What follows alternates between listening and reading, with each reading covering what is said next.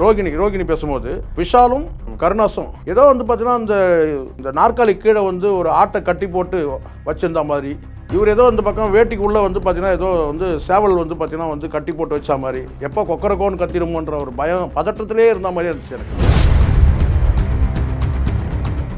பிச்சை தான் நான் சொல்லுவேன். நீங்கள் ஒன்றா கேஸை போடுங்க, நான் சொல்கிறேன். இங்கே இல்லாதவன் போய் வாங்கினா தான் சார் கடை, இல்லாதவன் போய் வாங்கினா கடை. நீங்கள் எல்லாருமே பணம் இருக்கிறவனுங்கன்னு போட்டுங்க. உங்களுக்கு எல்லாம் கோடியாக வந்து பார்த்தீங்கன்னா இங்கே வந்து பார்த்தீங்கன்னா இந்த சினிமான்ற பேரில் வந்து நீங்கள் வந்து சம்பாரிச்சு வச்சுருக்கீங்க. அமெரிக்க ஜனாதிபதி சொல்கிற மாதிரி சொல்கிறீங்க. கலை நிகழ்ச்சி நடத்துறதுக்கு ரஜினி கமல்லாம் வரேன்னு சொல்லியிருக்காங்க. இன்னும் அவங்களாம் என்ன இதுவா? ரஜினி கமல் விஜய் இவங்களாம் வரேன்னு இருக்காங்க கலை நிகழ்ச்சி நடத்தும் போது. ஏன் கலை நிகழ்ச்சி வரவங்க ஏன் இதுக்கு வர முடியல? இன்னும் அமெரிக்க ஜனாதிபதி ஐநா சபை தலைவர் வருவார், வந்து கலந்து பாருன்றீங்க. வெக்கமா இல்லை உங்களுக்கு? நான் சொல்ல வருதுன்னா, நான் ரோகிணி அவங்க பேசுறது நல்லா இருக்குது, கேட்கறதுக்கு ரொம்ப நல்லா இருக்குது, ரொம்ப பிரமாதமாக இருக்குது. ஆனால் நீங்கள் அதை செயலாக்கத்தில் கொண்டு வரும்போது பார்த்தீங்கன்னா சிக்கல் இருக்கும். வேணா நீங்கள் பஞ்சாயத்தில் வேணால் தீர்த்துக்கலாம், பிரச்சனை வராமல் வேணா தீர்த்துக்கலாம். பாலியல் சுரண்டல் நடக்காமல் நீங்கள் தடுக்க முடியாது. எப்பவுமே கமிட்டி வந்து ஒரு நடிகை பின்னாடியே போகாது. நடந்துருச்சு, நேற்று நைட்டு வந்தாருங்க, இவர் வந்து பார்த்தீங்கன்னா உள்ளே போந்து என்னை வந்து ரேப் பண்ணிட்டாரு அப்படின்னு சொல்கிறாங்கன்னு வச்சுங்களேன். ஒரு நடிகை சொன்னாங்களா, இவங்க என்ன பண்ணுவாங்கன்னு கேட்குறேன். நீங்கள் ஒரு நீதிமன்றத்தில் போய் புகார் கொடுத்து தண்டிக்க வச்சுருவாங்களா? கிடையாது. அப்படின்னாலும் அந்த நடிகை தான் அந்த புகாரையும் பதிவு பண்ணணும்.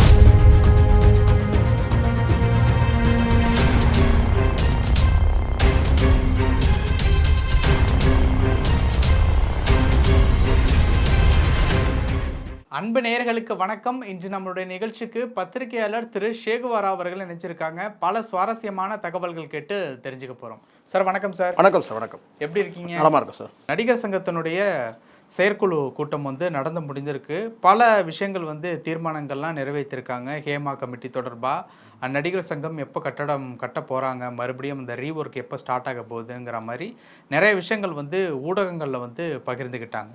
பட் இதில் பேசக்கூடிய ஒரு விஷயம் என்ன அப்படின்னா, மறுபடியும் வங்கியில் வந்து கடன் வாங்கி கட்டடம் கட்ட வேண்டிய ஒரு சூழல் வந்து ஏற்பட்டிருக்கு அப்படின்னு வந்து சொல்லியிருக்காங்க. இன்னொரு பக்கம் வந்து கலை நிகழ்ச்சிகள் வந்து பண்ண போகிறதாகவும் வந்து சொல்லியிருக்காங்க. அந்த கலை நிகழ்ச்சிகளில் கூட ரஜினி அவர்களும் கமல் அவர்களும் சேர்ந்து அந்த கலை நிகழ்ச்சி பண்ணி கொடுக்கறதாகவும், ஒரு சின்ன ஒரு ஸ்கிட்டு மாதிரி அந்த மாதிரியான விஷயங்கள் பண்ணி கொடுக்கறதாகவும் விஷயங்கள்லாம் சொல்லியிருக்காங்க. பட் இந்த ஒரு விஷயத்தில் வந்து இந்த கடன் வாங்கி கட்டிடம் கட்டக்கூடிய ஒரு சூழலில் தான் இப்போ தென்னிந்திய நடிகர் சங்கம் இருக்கா? எப்படி சார்? சார் முதல்ல ஒரு கேள்வி. இது வந்து ஒரு பொதுக்குழு. இதில் வந்து இந்த பொதுக்குழுவில் வந்து ஏன் வந்து எப்போவுமே நான் பார்க்குறேன், இந்த பெரிய ஸ்டார்கள் சொல்கிறாங்கல்ல, ஒரு 4 பேர் மட்டும் எடுத்துப்போம். ரஜினி, கமல், விஜய், அஜித். ஏன் இந்த 4 பேர் வரல? இது வந்து அதுவும் முக்கியமாக வந்து அழைப்பு விடுக்காமலாம் இருக்க வாய்ப்பே கிடையாது சார். அழைப்பு விடுப்பாங்க. இவங்க இப்போ மட்டும் கிடையாது, எப்போவுமே வந்து கேட்டிங்கன்னா அந்த நடிகர் சங்கத்துக்கு வந்து அரசியல் நிகழ்ச்சிக்கு போகிறீங்க, அங்கே போகிறீங்க, இங்கே போகிறீங்க, எல்லாம் போகிறீங்கல்ல. ஏன் வந்து நீங்கள் பெரிய ஸ்டாராக கூட நீங்கள் இருந்துங்க. இப்போ இந்த 4 பேருமே வந்து பார்த்தீங்கன்னா வந்து ஒரு முற்றிலுமாக வந்து இந்த மாதிரியான பொதுக்குழு நிகழ்ச்சிக்கு வர்றதே இல்லை. ஏன்னு கேட்குறேன் நான். ஏன் வர்றதில்ல? விஜயகாந்தால் வர வைக்க முடிஞ்சது, ஏன் வந்து இவங்களால் வர வைக்க முடியல? விஜயகாந்த் வந்து பொது கலை நிகழ்ச்சிக்கு வர வைக்கிறார், சரிங்களா? ஏன் இதை தாண்டி வந்து நிகழ்ச்சிக்கும் வந்து இது மாதிரி பொதுக்குழு நிகழ்ச்சிக்கும் வர வச்சிருக்கிறார் விஜயகாந்த். அது ஃபோன் போட்டு சொல்கிற அந்த கட்ஸே வேறு. ஃபோனை போட்டு வந்து கேட்டால் இன்றைக்கி பொதுக்குழு வந்து சேர்ந்துருங்க அப்படின்னு சொன்னால் முடியும். வாங்கலாம் கிடையாது, வருவீங்களான்லாம் கிடையாது, வந்து சேர்ந்துருங்க. வந்து சேர்ந்துருங்கன்னா ஆர்டர்ஸ். அது அந்த கட்ஸ் வேணும்ல. அந்த ஆளுமை இங்கே இல்லை. அந்த ஆளுமை இல்லை. நான் தான் மீண்டும் சொல்கிறேன்ல, நான் முதல்ல இந்த கேள்விக்கு முதல்ல பதில் சொல்கிறேன். இந்த நிர்வாகம், இந்த சங்கம் முதல்ல இது பதில் சொல்கிறேன். ஏன் வந்து நான் சொல்லக்கூடிய இந்த 4 ஸ்டாரில் வந்து ஒரு ஸ்டார் உங்களால் வர வைக்க முடியல? இவங்க மெகா ஸ்டார் 4 பேருமே, ரஜினி, கமல், விஜய், அஜித். இந்த 4 பேர் ஒருத்தரையாக வர வைக்க முடியலன்னு கேட்குறேன். ஒரே ஒரு நபர் கூட உங்களால் வர வைக்க முடியாது. அப்போது உங்களுக்கு வந்து அந்த ஆளுமையே இல்லைன்னு அர்த்தம். நானும் பார்க்குறேன், ஒரு நிகழ்ச்சிக்கும் வந்து பார்த்திங்கன்னா வந்து இது போன்ற நிகழ்ச்சி யாருன்னா இருக்கட்டும் சார். அங்கே விஷால் முக்கியம் கிடையாது சார், நாசர் முக்கியம் கிடையாது சார். நடிகர் சங்க பொதுக்குழு வரணும். அதுக்கே உங்களுக்கு வந்து பார்த்தீங்கன்னா உங்களுக்கு அங்கே உங்களுடைய ஒற்றுமையை உங்களால் காட்ட முடியல. அப்புறம் ஏன் நீங்கள் பேங்க்கில் போய் பிச்சை எடுக்க மாட்டீங்க? நான் கரெக்டாக என்ன சொல்கிறேன்? நீங்கள் 1 கோடி கொடுக்குறது பெருசு இல்லை. நீங்கள் நினச்சா 12 கோடி கொடுக்கலாம், 12 கோடி கொடுக்கலாம். பேங்க்கில் போய் கடனே வாங்காதீங்கன்னு கூட செய்ய முடியும். அது பெரிய மனசு. நான் அதை சொல்லவே இல்லை. அது உங்களுடைய தனிப்பட்ட விருப்பம், நம்ம கட்டாயப்படுத்தலை. ஆனால் நிகழ்ச்சிக்கு ஏன் வரமாட்டேங்கிறீங்கன்னு கேட்குறேன். நடிகர் சங்கத்துக்கு ஏன் நீங்கள் அந்த பொதுக்குழுக்கு நீங்கள் ஏன் வரல? ஏன் வரக்கூடாது? அதுதான் என்னுடைய கேள்வி, முதல் கேள்வி. அதை தாண்டி வந்து பார்த்தீங்கன்னா நீங்கள் 1 கோடி கொடுக்குறீங்க, ஒரு உதயநிதி 1 கோடி கொடுக்குறாரு, அதுக்கு பிறகு வந்து பார்த்தீங்கன்னா ஒரு 5 கோடி வந்து டெபாசிட்டுக்காக வந்து அரேஞ்ச் பண்ணுறாரு, அதெல்லாம் வரவேற்கலாம். அதை தாண்டி உங்களுக்கு கலை நிகழ்ச்சி நடத்தணும், அதுக்கு பிறகு நீங்கள் வந்து பேங்க்கில் போய் கடன் வாங்கணுன்றீங்க. அங்கே தான் இடிக்குது. எதுக்கு பேங்க்கில் போய் கடன் வாங்கணும்? மிகப்பெரிய, அதுவும் நீங்கள் வந்து பேங்க்கில் போய்ட்டு ஒரு 200 கோடி வாங்க போகிறேன், ஒரு 300 கோடி வாங்க போகிறேன்னு சொன்னாலும் ஓரளவுக்கு புரிஞ்சுக்கலாம். நீங்கள் கேட்குறது சொற்ப பணம், 12 கோடி. அந்த 12 கோடியை நீங்கள் வந்து இந்த நடிகர் வட்டாரங்கள்லேருந்து நீங்கள் பங்களித்தாலே அது முடிஞ்சிடும். இதுக்கு போய் பேங்க்கில் கொண்டு போய் வந்து வைக்க வேண்டிய அவசியமே கிடையாது. பேங்க்கில் சும்மா தூக்கி கொடுத்துட மாட்டாங்க. அங்கேயும் உங்களோட டாக்குமெண்ட்டு எல்லாத்தையும் கொண்டு போய் வந்து அடமானம் வைக்கணும். அதுக்கப்புறம் அதை வந்து பார்த்தீங்கன்னா மாதம் மாதம் அதுக்கு வட்டியை கட்டணும், அல்லது வந்து கடனை அடைக்கணும். எப்போ முடியும்? அதுக்கப்புறம் அது வட்டி மேலே வட்டி போட்டு அதுக்கப்புறம் அது பார்த்தீங்கன்னா அது பெருந்தொகையாக நீங்கள் எதுக்குன்னு கேட்குறேன். இதுக்கு வந்து நீங்கள் வந்து எல்லாருமே ஸ்டார் வேல்யூவில் இருக்கிறீங்க. இங்கே வந்து பார்த்தீங்கன்னா நீங்கள் தாராளமாக போய்ட்டு ஒவ்வொருத்தர்கிட்ட கேட்டால் நீங்கள் 5 லட்சம் கொடுங்க, 10 லட்சம் கொடுங்கன்னு சொல்லி இப்படி வசூல் பண்ணாலே நீங்கள் வந்து அந்த தொகையை வந்து பூர்த்தி பண்ணிட்டு போயிட்டே இருக்கலாம். இது வந்து கடன் வந்து யார் சார் வாங்கணும்? ஒரு அரசு ஊழியர் வாங்கலாம். ஒரு 50 லட்சம் வீடு கட்ட போகிறான், அவன் வந்து ஒரு இஎம்ஐ போட்டு மாதம் ஒரு தொகையை வந்து ஒரு 30,000 40,000 கட்டுறேன்னு சொல்லிட்டு நீங்கள் ஒரு 15 வருஷத்துக்கு போடலாம், சரிங்களா? ஆனால் நீங்கள் யார்? இல்லை அரசு ஊழியர் விட்டுருங்க, தனியார் நிறுவனம், இல்லை சாதாரண கம்பெனியில் வேலை செய்யக்கூடிய வந்து பார்த்தீங்கன்னா ஸ்மால் கேர் இண்டஸ்ட்ரியில் வேலை செய்கிறோம், அவன் போய் பேங்க்கில் வந்து எனக்கு 5 லட்சம் வேணும் சார், நான் வீடு கட்டணும் சார் அப்படின்னு கேட்டால், அது நீங்கள் ஒரு கட்டடம் கட்டுறீங்க, அது சொசைட்டிக்கு, நடிகர் சொசைட்டிக்கு ஒரு 12 கோடி உங்களுக்கு தேவைன்னு சொன்னால் அதை வந்து நீங்கள் வந்து ஒரு தொகையை வந்து இப்போ கடன் ஆகிட்டுனா நீங்கள் நடிகர் சங்கமே கடனில் இருந்தால் அப்புறம் அங்கேருந்து என்ன உங்களுக்கு கிடைக்கும்? நீங்கள் வரக்கூடிய அந்த சந்தாவில் வந்து நீங்கள் என்ன பண்ணுவீங்க? வட்டி கட்டுவீங்களா, அசல் கட்டுவீங்களா? அதுக்கப்புறம் இப்படி நடிகர்களுக்கு நல்லது செய்வீங்க? இது பெரிய சப்ஜெக்ட் சார். நான் கேட்க ரொம்ப ஆழமாக நான் உள்ளே போக விரும்பலை. நான் என்ன கேட்குறேன்னா, நீங்கள் கட்டிடத்தை நீங்கள் வந்து வச்சுன்னா அந்த கட்டிடத்துலேருந்து வரக்கூடிய வருமானங்கள் கூட இருக்கட்டும். அந்த கட்டிடத்தில் வரக்கூடிய வருமானங்கள் வந்து பார்த்தீங்கன்னா எப்படி அது வந்து அந்த தொகையை நிறைவு செய்ய முடியும்? எதுக்கு இப்படியான சிக்கல்? அதுக்கு நீங்கள் கட்டடமே கட்டாமல் சாதாரணமாக நான் வந்து பார்த்தீங்கன்னா லோ பட்ஜெட்டில் இருக்கிற தொகை வரைக்கும் கட்டிட்டு போயிடலாம்ல. சாமி சங்கர்தாஸ் கலை அரங்கிருச்சு, ஏதோ ஒரு தொகையை வந்து பார்த்தீங்கன்னா ஏதோ ஒரு வருவாய் ஈட்டிட்டு தான் இருந்தது. ஒரு ரிசப்ஷன் நடத்துவாங்க, இல்லை அது குடும்பத்தை அந்த நடிகர் சங்கம், அது போ நீங்கள் பெரிய பிரம்மாண்டமாக நான் இப்படி கட்டுறேன் அப்படி கட்டுறேன்னு நீங்கள் சீனை போட்டிங்க, பார்த்தோம், நம்ம அந்த மேப்பெல்லாம் பார்த்து தான் இருந்தோம். அப்புறம் அது போய் 12 கோடி போய் நீங்கள் பேங்க்கில் கொண்டு போய் இல்லை நீங்கள் வந்து சொத்தை அடமானம் வைக்கிறீங்க. அது அவசியம். அது இப்படியும் கேட்டால் வருவாய் இல்லாமல் இருந்தால் பரவாயில்ல. இங்கே நடிகர்களுக்கு ஏகப்பட்ட கோடிக்கணக்கில் வந்து வருவாய் ஈட்டக்கூடியவங்க இருக்காங்க. நான் கேட்குறேன், இப்போ வந்து உதயநிதி 1 கோடி கொடுத்தாரு, விஜய் 1 கோடி கொடுத்தாரு, ரஜினி எவ்வளோ கொடுத்தாரு சொல்லுங்கள்? இல்லை கொடுக்கணும்னு ஏதாவது சார் கொடுக்கணும்னு கிடையாது சார், பங்களிப்பு இருக்குல்ல. நீங்கள் யாருக்கு கொடுக்குறீங்க? எங்களுக்கு கொடுக்குறீங்க. நான் கலை நிகழ்ச்சிகள் பண்ணி தரேன் சார். கலை நிகழ்ச்சிக்கு எது சார் பண்ணணும்? கலை நிகழ்ச்சி பண்ணால் சரி, ரைட், ஓகே. கலை நிகழ்ச்சிக்கு வந்து யார் வந்து பணம் கொடுக்க போகிறாங்க? ரசிகர்கள் வந்து ரசிகர்கள் அங்கேயும் நம்மளை தானே சொல்கிறாங்க, அங்கேயும் நம்ம தானே சொல்லணும். நம்ம கொடுக்குற 10 ரூபா 50 ரூபா தான், 100 500 ரூபா தானே. அப்போது நீங்கள் கலை நிகழ்ச்சி காட்டி அங்கே என்ன பண்ண போகிறீங்க? ஆட போகிறீங்க. அதான் நடக்க போகுது, சரிங்களா? அது எதுக்குன்னு கேட்குறேன் நான். ஏற்கனவே நீங்கள் சினிமாவில் ஆடின பணமே சம்பாரிச்சிருக்கீங்களா, அங்கேயும் ரசிகர்கள் பணம் தானே உங்களுக்கு சம்பளமாக வந்திருக்கு. இதுக்கு தனியாக எதுக்கு நீங்கள் நடத்தணும்? ஒவ்வொரு நடிகர்கிட்டையும் வந்து பார்த்தீங்கன்னா அவங்களுடைய வசதி வாய்ப்புக்கு ஏற்ற மாதிரி, மார்க்கெட் வேல்யூக்கு ஏற்ற மாதிரி பணத்தை வாங்குங்க. கொடுக்க முன் வரல அப்படின்னு சொல்கிறீங்க. முன் வரலன்னா அப்போ என்ன பொருள்? கொடுக்க முன் வரல. இப்போ நாளைக்கு அந்த கட்டடத்தை கேட்டால் வந்து பார்த்தீங்கன்னா யார் கொடுக்க முன் வரலையோ அவருக்கு வந்து பார்த்தீங்கன்னா நீங்கள் வாடகை கொடுப்பீங்களா, கொடுக்க மாட்டீங்களா? எந்த நடிகர்னா இருக்கட்டும், நான் குறிப்பிட்டு யாரும் சொல்லவே இல்லை. ஒரு விஜய் கொடுக்குறாரு, 1 கோடி கொடுக்குறாரு, ரஜினி வந்து பார்த்தீங்கன்னா கொடுக்காம விடுறாரு. ஏன் இந்த முரண்பாடு? எதுக்கு? உதயநிதி கொடுக்குறாரு, இல்லை ஒரு வந்து சூர்யா வந்து கொடுக்க மாட்டேங்கிறாரு. ஏன் இந்த முரண்பாடு? அவங்க பங்களிப்புக்கு அவங்க கொடுக்குறேன்னா உங்கள் லெவலுக்கு நீங்கள் கொடுங்க, சொல்லுங்கள். நீங்கள் கேரளாவில் வந்து வயநாட்டில் ஒரு பிரச்சனை நடக்குது, அங்கே தொகை கொடுக்குறீங்க, அது மனிதாபிமான அடிப்படையில். உங்கள் குடும்பத்தில் ஒரு பில்டிங், ஒரு கட்டடம் கட்டுறாங்க, அதுக்கு எதுக்குப்பா நீங்கள் போய் பேங்க்கில் கடன் வாங்குறீங்க? அதுக்கு எதுக்கு நீங்கள் வந்து கலை நிகழ்ச்சி நடத்தணும்? நான் தரேன் சொல்லணுமா இல்லையா? யாருக்கும் நான் தூக்கி வச்சு இறக்கி வச்சு பேசுகிறது எனக்கு அந்த என்னுடைய இதிலே கிடையாது, என்னுடைய அஜெண்டாலே அது கிடையாது. யாரை தூக்கி வைக்கணும் இறக்கி வைக்கணுன்றதுலாம் கிடையாது. அப்போ இங்கே வந்து பார்த்தீங்கன்னா இங்கே என்ன சொல்கிறேன்னா வந்து ஆர்கனைசிங் கெப்பாசிட்டி இல்லை. விஜயகாந்த் கலை நிகழ்ச்சி நடத்தினார்னா அந்த கலை நிகழ்ச்சி வேறு சார். இவங்க சொல்லுவாங்க எல்லாரும் வந்துடணும், ஃபோனை போட்டு இங்கே கலை நிகழ்ச்சி வந்தோன்னா வந்துடணும், வந்து சேர்ந்துருங்கன்னு தான் சொல்லுவார். உங்களால் அப்படி சொல்ல முடியுமா? அழைப்பதற்கு கொடுத்து வர வைக்கணும், வந்தால் தான் உண்டு. கொடுக்கட்டும் சார். 600 கோடி வந்து விக்ரமில் சம்பாரிச்சிருக்காரு. இவர் வந்து தொடர்ச்சியாக வந்து பார்த்தீங்கன்னா சம்பாதிக்கிறாரு. ரஜினிக்கெலாம் ஒரு பெரிய தொகை. அவர் நினச்சார்னா ஒரே இதில் முடிச்சிடுவார் 12 கோடியும். நீங்கள் உங்களுக்கு அணுக தெரியல, போய் கேட்க தெரியல. அதனால் இவங்க அப்ரோச்சில் தான் சார். இப்போ நான் சொல்கிறேன், நடிகர் சங்கம் இப்போ இருக்கிற சங்கத்தை வந்து குறைச்சி மதிப்பிடுறதுலாம் கிடையாது. ஏற்கனவே இருக்கிற சங்கத்துலேயே வந்து பார்த்தீங்கன்னா இது போன்ற கடன் பிரச்சனை இருந்தது. அந்த கடன் பிரச்சனை முடிக்கிறதுக்கு விஜயகாந்த் உங்களுக்கு தெரியும், விஜயகாந்த் வந்து பார்த்தீங்கன்னா கலை நிகழ்ச்சி ஜீரோவில் கொண்டு வந்தார். அதுக்கு பிறகு கடன் ஆயிடுச்சு. இதெல்லாம் வந்து நீங்கள் உங்களுக்குள்ளே நடக்கிற விஷயம், சரிங்களா? நீங்கள் அவங்கள குறை சொல்லலாம். நீங்கள் எழுந்து போன பிறகு பார்த்தீங்கன்னா இன்னொரு டீம் வந்துன்னா உங்களை குறை சொல்லும், சரிங்களா? இப்போ நான் கேட்குற நடிகர் சங்கம் விஷால் வந்து பெரிய ஸ்டாரு, அவர் எவ்வளோ கொடுக்குறாரு சொல்லணும்ல? பொறுப்புகளில் இருக்காரு சார். பொறுப்பில் இருந்தாலும் கொடுக்கலாம் சார், தப்பு ஒன்றும் இல்லையே. பொறுப்பில் இருந்தாலும் வந்து பார்த்தீங்கன்னா கொடுக்கக்கூடாது என்ன இருக்கா என்ன? கொடுக்கலாம். விஷால் எவ்வளோ தராரு நீங்கள் அந்த நிகழ்ச்சியில் நீங்கள் சொல்லுங்கள். நான் நியாயமாக பேசிட்டு வரேன். விஷாலும் பெரிய ஸ்டார் தானே சார். அரசியல் கட்சி தொடங்குறலாம் சொல்லியிருக்காரு கொஞ்ச நாள் முன்னாடி. நான் கடவுள்லாம் நீங்கள் வேண்டிங்க, நான் அரசியல் கட்சி தொடங்க போகிறேன், நான் தொடங்கக்கூடாதுன்னு நீங்கள் கடவுளை வேண்டிங்கலாம் சொன்னார்.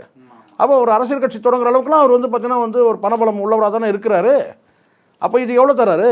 நீங்கள் ஏகமானதாக தேர்ந்தெடுக்கப்பட்டதாக கூட இருக்கட்டும், ஏன் எல்லா நடிகரும் ஏன் வரல? ஏன் அதை வெறுப்பாக நினைக்கணும்? இது சாதி சங்கம் கிடையாதுல்ல. சாதி சங்கமாக இது ஒட்டுமொத்தம் நடிகர்கள் சொசைட்டி. இது அந்த சொசைட்டிக்கு வந்து பார்த்தீங்கன்னா வந்து வராது உங்கள் ஃபெயிலியரில். அதில் நான் அந்த குறிப்பிட்டு இந்த மேடை இந்த விஷயத்தை நான் கிரிட்டிசைஸ் பண்ணுற விரும்புகிறது ஒரே ஒரு விஷயத்தை மட்டும் நான் விரும்புவேன். அந்த அம்மா பேசுனது நான் வந்து முழுமையாக ஏற்றுக்கிட்டா கூட அவங்க வந்து பார்த்திங்கன்னா வந்து ரோகிணி பேசுனது நான் வந்து முழுமையாக ஏற்றுக்கினாலும் ஓரளவுக்கு நம்ம ஏற்றுக்க முடியும். அவங்க சொல்கிறது ரொம்ப கண்ணியமான பேச்சு, அது நான் வந்து ஓரளவுக்கு ஏற்றுக்கிறேன். ஓரளவுக்கு தான், அதுலேயும் 100% நம்மளால் சொல்ல முடியல. ஆனால் ஏன்னா அவங்க சொன்னதுலேயும் ஒரு சில குறைகள் இருக்குது. ஆனால் பெரும்பான்மையும் பரவாயில்ல, அவ்வளோதான் பேச முடியும் அந்த மேடையில் வந்து. அதுவும் இந்த ஹேமா கமிட்டி பற்றி அவங்க பேசுறது ஓரளவுக்கு நம்ம ஏற்றுக்க முடியும். ஆனால் இவங்க 2 பேரும் வந்து அந்த அம்மா பேசும்போது, ரோகிணி பேசும்போது விஷாலும் கருணாசும் ஏதோ வந்து பார்த்தீங்கன்னா இந்த நாற்காலி கீழே வந்து ஒரு ஆட்டை கட்டி போட்டு வச்சுருந்த மாதிரி விஷால், இவர் ஏதோ இந்த பக்கம் வேட்டிக்கு உள்ளே வந்து பார்த்தீங்கன்னா ஏதோ வந்து சேவல் வந்து பார்த்தீங்கன்னா வந்து கட்டி போட்டு வச்சா மாதிரி, எப்போ கொக்கரக்கோன்னு கத்திருமோன்ற ஒரு பயம் பதட்டத்திலே இருந்த மாதிரியே இருந்துச்சு எனக்கு. யார்?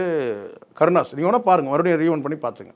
ஒரு பதட்டத்திலேயே ஒரு பத்திரிகையாளர் பேச ஆரம்பிக்கும் போது ஒரு பதட்டத்திலேயே இருந்ததை நான் பார்த்தேன். கருணாஸ் பதட்டம் தெரியல எனக்கு. அந்த மாதிரி ரோகிணி அம்மா தெளிவாக பேசுகிறாங்க. சில குறைகள் வந்து அவங்க வந்து அதை நம்ம வந்து அதை பெரிய குறையாக நம்ம காண முடியும். அவங்க பேசிட்டே வந்து நம்ம பார்த்தோம்.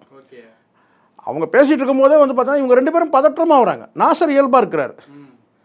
நாசர் வந்து இயல்பாக இருக்கிறார். அவர்கிட்ட மைக்கை பிடுங்குறாங்க. பல தடவை அவரை பேச விடலன்னு வச்சுங்களேன். நம்ம பார்த்துட்டு தான் இருந்தோம். பல சூழ்நிலை அவர்கிட்ட வந்து மைக்கை பிடுங்குறாங்க. அவர் ஏதோ பேச வராரு, மைக்கை பிடுங்குறாங்க, நம்ம பார்த்தோம். பத்திரிகையாளர் அங்கே சொன்னக்கூடியன்னு கேட்டால் அங்கே நம்ம நண்பர்களும் போயிருந்தாங்க. அவங்க வந்து பார்த்தா நம்ம காட்சியும் பார்த்தோம். 2 பேரும் பதற்றப்படுறாங்க. யார்? விஷாலும் சரி கருணாசும். பூச்சி முருகன் இயல்பாக இருக்கிறார், நாசர் வந்து இயல்பாக இருக்கிறார். இவங்க 2 பேரும் வந்து பார்த்தீங்கன்னா கார்த்தியும் இயல்பாக தான் இருக்கிறார். கார்த்திகே எந்த பதட்டம் இல்லை, தெளிவாக பேசுகிறார் கார்த்திக். பட் இவங்க 2 பேரும் வந்து பார்த்தீங்கன்னா எதையோ வந்து ஆடு திடீர்னு கத்திடுமோன்ற மாதிரி ஒரு பதட்டம், இல்லை கோழி கொக்கரக்கோன்னு சொல்லிடுமோன்னு சொல்லி வேட்டிக்குள்ளே ஏதோ கோழி மறைச்சி வச்சிடாமல் அப்படி ஒரு பதற்றமாகவே இருந்தாங்க 2 பேருமே நான் பார்த்தேன். ஸோ இவங்க ஆர்கனைசிங்கில் வந்து ஏதோ குறை இருக்குது சார். நான் அவ்வளோதான் நான் சொல்வேன். இவங்க ஏன் இந்த பேங்க்கில் போய் இப்போ வந்து இவங்க பிச்சை எடுக்கிற நிலைமைக்கு வந்திருக்கிறாங்கன்னா, பிச்சை அப்படிங்கிற வார்த்தை பிச்சைன்னு தான், அது பிச்சை தான், இது பிச்சை தான் நான் சொல்லுவேன். நீங்கள் ஒன்றா கேஸை போடுங்க, நான் சொல்கிறேன். இங்கே இல்லாதவன் போய் வாங்கினா தான் சார் கடன். இல்லாதவன் போய் வாங்கினா கடன். நீங்கள் எல்லாருமே பணம் இருக்கிறவனுங்கன்னு போட்டுங்க. உங்களுக்கு எல்லாம் கோடியாக வந்து பார்த்தீங்கன்னா இங்கே வந்து பார்த்தீங்கன்னா இந்த சினிமான்ற பேரில் வந்து நீங்கள் வந்து சம்பாரித்து வச்சுருக்கீங்க. நீங்கள் தொழிலாக கூட இருக்கட்டும், உங்கள்கிட்ட எல்லார்ட்டையும் பணம் இருக்குது. இல்லாதவன், நான் மீண்டும் சொல்கிறேன், இல்லாத ஒரு அரசு ஊழியர் இருக்கிறான், ஒரு வீடு கட்டுறதுக்கு அவங்ககிட்ட பணம் கிடையாதுன்னா அவன் வந்து சம்பளத்தை அடமானம் வச்சுட்டு அவன் வந்து பார்த்தீங்கன்னா வந்து கடன் வாங்குறான். அது ரைட். அதே மாதிரி தனியார் நிறுவனமாக இருந்தால் சரி. இல்லாதவன்னா நீங்கள் எல்லாமே இருக்கிறவங்க, அதுவும் நீங்கள் சொசைட்டிக்காக வாங்குறீங்க. அந்த சொசைட்டியில் வந்து பார்த்தீங்கன்னா உங்களுக்கு வந்து பார்த்தீங்கன்னா எல்லாருமே வந்து பார்த்தீங்கன்னா வருவாய் உள்ளவங்க. இப்போ நீங்கள் எப்படி போய் கடன் வாங்குவீங்க பேங்க்கில்? என்ன கேட்டால் அந்த பேங்க் வந்து பார்த்தீங்கன்னா கடனே கொடுக்கூடாது. எந்த பேங்க்குன்னு தெரியணும் முதல்ல. கடன் வந்து யாருக்கு கொடுக்கணும்? வங்கியில் ஒரு வரைமுறை இருக்குது, யாருக்கெல்லாம் கொடுக்கலாம். இங்கே ஏற்கனவே இங்கே வந்து பார்த்தீங்கன்னா உங்களுக்கு பணம் ஏற்கனவே கடனில் இருந்தீங்க. அந்த கடனை வந்து விஜயகாந்த் 0 ஆக்குனார். அது போன்ற கலை நிகழ்ச்சி நீங்கள் சொல்கிறீங்களா, அப்போ நீங்கள் எங்களை தான் சுரண்ட போகிறீங்க. சாதாரணமாக நீங்கள் சிங்கப்பூரில் வச்சேன்னா, துபாயில் வச்சேன்னா, எங்கே இருந்தாலும் அதுவும் நம்ம மக்கள்கிட்ட தான். உங்களால் வந்து பார்த்தீங்கன்னா ஒரு மூத்த நடிகர்கள், நல்ல வருவாய் உள்ள நடிகர்கள், 4 நடிகர்களை உங்களால் பொதுக்குழுக்க உங்களால் வர வைக்க முடியலன்னா நீங்கள் பேங்க்கில் கடன் வாங்குறது எப்படி உத்தரவாதம் கொடுக்க முடியும்? நான் கேட்குறேன், சொல்லுங்கள். நீங்கள் நான் கேட்குறது ஒரே கேள்வி தான். ஏன் மூத்த நடிகர்களை உங்களால் வர வைக்க முடியல? ஒரு பொதுக்குழுக்க உங்களால் வர வைக்க முடியல, அப்புறம் கலை நிகழ்ச்சிக்கு வர வைப்பேன்றீங்க. அதுவும் வரேன்னா யாரோ இன்னும் அமெரிக்க ஜனாதிபதி சொல்கிற மாதிரி சொல்கிறீங்க. கலை நிகழ்ச்சி நடத்துறதுக்கு ரஜினி கமல்லாம் வரேன்னு சொல்லியிருக்காங்க. இன்னும் அவங்களாம் என்ன இதுவா? ரஜினி கமல் விஜய் இவங்களாம் வரேன்னு இருக்காங்க கலை நிகழ்ச்சி நடத்தும் போது. ஏன் கலை நிகழ்ச்சி வரவங்க ஏன் இதுக்கு வர முடியல? இன்னமும் அமெரிக்க ஜனாதிபதி ஐநா சபை தலைவர் வருவார், வந்து கலந்து பாருன்றீங்க. வெக்கமா இல்லை உங்களுக்கு? உங்கள் சங்கம் நீங்கள் வந்து கடனில் இருக்கிறீங்க, நீங்கள் ஒரு பில்டிங் கட்ட போகிறீங்க, அதுக்கு ஒத்துழைப்பு வர வேணாம்? கேட்டால் இவர் 1 கோடி கொடுத்துட்டாரு, அவர் 1 கோடி கொடுத்துட்டாரு. 1 கோடி கொடுக்கட்டும் சார், ஏன் வரல? விஜய் கொடுத்தாருல, ஏன் வரல விஜய்? நடிகர் சங்கம் தானே அது, ஏன் வரல? ஏன் ரஜினி வரல? ஏன் கமல் வரல? ஏன் சூர்யா வரல? சங்கம் அது ஒரு பொதுக்குன்னு பேசிட்டு தீர்மானங்கள்லாம் நிறைவேற்றிருக்காங்கல்ல சார். இப்போ நீங்களே சொன்னீங்க, பேசும்போது விஷாலனுடைய முகத்திலையும் கருணாஸ் அவர்களுடைய முகத்திலையும் இப்போ ஒரு பெரிய ஒரு பதட்டம் தென்பட்டது அப்படின்னு சொல்லிட்டு தீர்மானங்கள் நிறைவேற்றிருக்காங்க. அது வந்து ஒரு ஆக்கப்பூர்வமான ஒரு விஷயத்தை நோக்கி நகருமா எப்படி சார்? வந்து இந்த பொதுக்குழுவில் அவங்க ஒரு தீர்மானம் நிறைவேற்றிருக்காங்க. ஒரு கமிட்டி போட்டு அந்த கமிட்டியில் வந்து எதிர்காலத்தில் இது மாதிரி நடக்காமல் தான் நம்ம நல்லது தானே சார். ஆனால் என்னுடைய பார்வைன்னு கேட்டால் அந்த கமிட்டி வந்து திருடங்கிட்ட சாவி கொடுத்த மாதிரி தான் இருக்கும். அப்படின்ட்டு யாரை மென்ஷன் ஏன்னா யாரெல்லாம் பாலியல் சுரண்டல் பண்ணுறானோ அவன் தான் திருடன். இங்கே யாரும் கேரண்டி கொடுக்க முடியாதுல்ல சார். ஒரு விஷயம் நான் சொல்ல வருதுன்னா, நான் ரோகிணி அவங்க பேசுறது நல்லா இருக்குது, கேட்குறதுக்கு ரொம்ப நல்லா இருக்குது, ரொம்ப பிரமாதமாக இருக்குது. ஆனால் நீங்கள் அதை செயலாக்கத்தில் கொண்டு வரும்போது பார்த்தீங்கன்னா சிக்கல் இருக்கும். வேணால் நீங்கள் பஞ்சாயத்தில் வேணால் தீர்த்துக்கலாம், பிரச்சனை வராமல் வேணால் தீர்த்துக்கலாம். பாலியல் சுரண்டல் நடக்காமல் நீங்கள் தடுக்க முடியாது. வேணால் இப்படி தீர்த்துக்கலாம். என்னென்னு கேட்டால் அது ஒரு சுரண்டல் ஏற்பட்ட பிறகு, அதாவது கேட்டால் இங்கே புண்ணாகாமல் பார்த்துக்கிறது தான். அந்த புண்ணாயிட்ட பிறகு வேணால் அந்த புண்ணை ஆற்றுறதுக்கு ரணம் வந்து போகிறதுக்கு அதுக்கு மருந்து போகிறதுக்கு வேணால் இந்த கமிட்டிகள் உதவும். எந்த கமிட்டிகள்? அந்த மாதிரி சொல்கிறாங்களே ரோகிணி, அவங்க சொல்கிற கமிட்டி உதவும். ஆனால் இங்கே நான் சொல்கிறது நிரந்தரமான ஒரு தீர்ப்பாயன்னு கேட்குறேன். நிரந்தரமான ஒரு கமிஷன் இருந்ததுன்னா அது ஒரு பயம் இருக்கும் சார். இங்கே எல்லாமே பஞ்சாயத்தில் தீர்க்க முடியாது சார். பஞ்சாயத்தில் ஃபெயில் ஆகிறதுனால தான் காவல் நிலையம் இருக்குது, நீதிமன்றம் இருக்குது. இல்லை ஊர் பஞ்சாயத்திலே முடிக்க முடியும்னு சொல்கிறாங்க அந்த அம்மா. ஊர் பஞ்சாயத்தில் என்ன நடக்கும்னு கேட்டிங்கன்னா, யார் வந்து கற்பழிச்சானோ அவனையே கல்யாணம் பண்ணிக்க சொல்லுவானுங்க. அதுதான் பஞ்சாயத்தில் நடக்கிறது. நீங்கள் பார்த்துருப்பீங்க, சினிமாலே அந்த பஞ்சாயத்தை பார்த்துருப்பீங்க. கற்பழிச்சனே கல்யாணம் பண்ணிக்கணும், கற்பழிச்சனே கல்யாணம் பண்ணிக்கணும், அது பஞ்சாயத்து. இவங்க சொல்கிறது கமிட்டின்றதும் பஞ்சாயத்து தான், பஞ்சாயத்தில் தான் முடியும். ஆனால் நான் சொல்கிறது அது இல்லை, நீதிமன்றம் தீர்ப்பாயம். அப்போது அது நீதிமன்றம் தீர்ப்பாயம் சட்டம் இருக்குது நமக்கு பின்னாடி, நம்ம மேலே சுரீர்னு அடிக்கும், நம்ம முதுகில் அடிக்கும் அப்படின்னு நினச்சா அப்போ தான் வந்து இதுக்கு தடுக்க முடியும். அதை விட்டுட்டு என்னென்னு கேட்டிங்கன்னா, சரியா பண்ணிடலாம், பண்ணிவிட்டு பஞ்சாயத்தில் ஃபைன் கட்டிடலாம்னு நினச்சானா அதுதான் நடக்கும். குற்றம் நடந்துடுச்சு. நைட்டு வந்து பார்த்தீங்கன்னா எப்போவுமே கமிட்டி வந்து ஒரு நடிகை பின்னாடியே போகாது. நடந்துடுச்சு, சம்பவம் நடந்துச்சு. நேற்று நைட்டு வந்தாருங்க, இவர் வந்து பார்த்தீங்கன்னா உள்ளே போந்து என்னை வந்து ரேப் பண்ணிட்டாரு அப்படின்னு சொல்கிறாங்கன்னு வச்சுங்களேன், ஒரு நடிகை சொன்னாங்கன்னா இவங்க என்ன பண்ணுவாங்கன்னு கேட்குறேன். நீங்கள் ஒரு நீதிமன்றத்தில் போய் புகார் கொடுத்து தண்டிக்க வச்சுருவாங்களா? கிடையாது. அப்படின்னாலும் அந்த நடிகை தான் அந்த புகாரையும் பதிவு பண்ணணும், கமிட்டி புகார் பதிவு பண்ணாது. நீங்கள் சொல்லலாம் 5 வருஷத்துக்கு நடிக்க முடியாது சொல்லிட்டு சொல்லலாம். 6வது வருஷம் நடிச்சுட்டு போகிறாரு. இவங்க தண்டனை என்ன சொன்னாங்க? 5 வருடத்துக்கு அவர் வந்து படத்தில் நடிக்க முடியாது. கற்பு போனது தானே அங்கே நடிகைகள் கற்பூர வாழன்றது தானே அங்கே பிரச்சனை, பேச்சு அதுதானே. கற்பு போயிடுச்சு, 5 வருஷம் அவர் நடிக்க மாட்டார், ரைட் ஓகே, அப்படியே நீங்கள் பண்ணுறீங்கன்னு வச்சுங்க. 5 வருஷம் 6வது வருஷம் நடிச்சுட்டு போகிறாரு. ஒரு கமிட்டி வேணும்னா அது வந்து ஹேமா கமிட்டி மாதிரி ஒரு கமிட்டி வேணும். அதுதான் இங்கே வந்து பார்த்தீங்கன்னா இப்போ இது வரைக்கும் நான் நடக்கவே இல்லை அப்படின்னு சொன்னாங்க. பார்த்தீங்களா, இதெல்லாம் வந்து காதில் கடுக்குன்னு போடுற வேலை வேண்டாம், நம்ம அதை விட்டுருவோம். நிறைய விஷயங்கள் பேசணும். நேரத்துக்கு ரொம்ப நன்றி. நன்றிம்மா.